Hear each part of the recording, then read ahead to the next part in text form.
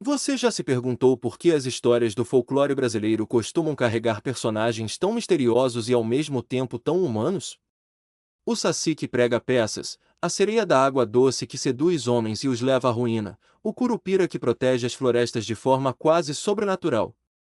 Essas figuras não são apenas criações fantasiosas, elas são mapas emocionais do comportamento humano e, talvez, reflexos perturbadores daquilo que guardamos nas sombras de nós mesmos. O folclore brasileiro, como toda tradição oral, é muito mais do que contos para entreter crianças. Por trás das histórias, há camadas densas de valores, traumas, medos e desejos que não ousamos encarar diretamente. Mas por que criar monstros? Por que amarramos nossos medos a seres imaginários e os deixamos viver à margem da nossa consciência? A resposta, talvez, seja mais sombria do que parece. Primeiro, pense no saci. Com sua perna única, cachimbo e gorro vermelho, ele representa o caos. Mas não é um caos abstrato.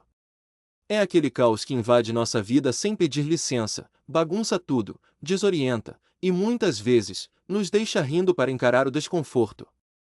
Algumas histórias dizem que o saci é apenas um brincalhão, mas há algo mais profundo aí. Ele simboliza as forças que escapam do nosso controle, aquilo que está além do que podemos dominar com nossa racionalidade. E, ao fazer isso, ele nos lembra de uma verdade cruel: não somos tão poderosos quanto imaginamos. E você? Já encontrou seu saci? Aquele pequeno caos diário, interno ou externo, que insiste em aparecer quando você menos espera. Talvez seja a hora de conversar com ele. E quanto ao boto cor-de-rosa?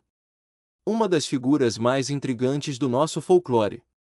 Ele é a personificação sedutora do desejo desgovernado. Nos contos, o boto aparece na forma de um homem irresistível que seduz mulheres nas margens dos rios e desaparece ao amanhecer, deixando-as com perguntas sem resposta e corações partidos. Mas o boto não é apenas sobre sedução. Ele é sobre os perigos do impulso. Sobre aquele momento em que nos deixamos levar por instintos que, depois, trazem consequências, às vezes, irreparáveis.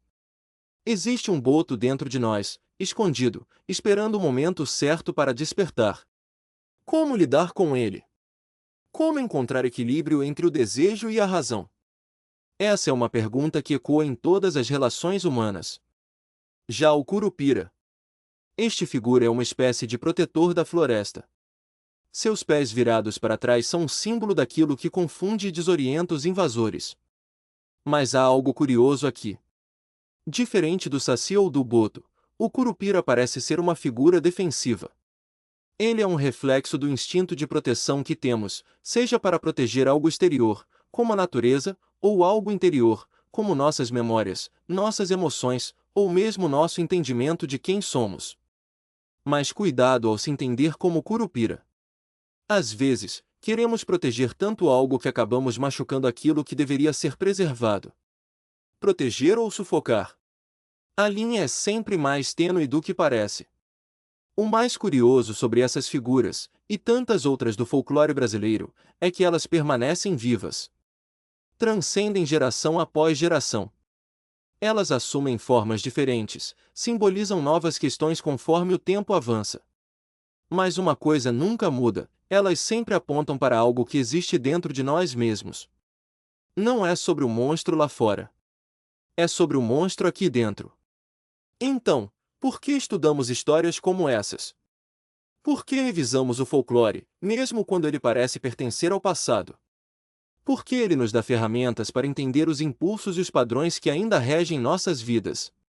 Ele nos revela o que escondemos nas sombras e nos força a olhar para o que somos capazes de fazer, tanto de bom quanto de ruim. E se há algo que o comportamento humano nos ensina, é que ninguém está completamente livre de seus próprios mitos pessoais. Se você achou este mergulho no folclore brasileiro intrigante, há muito mais a explorar.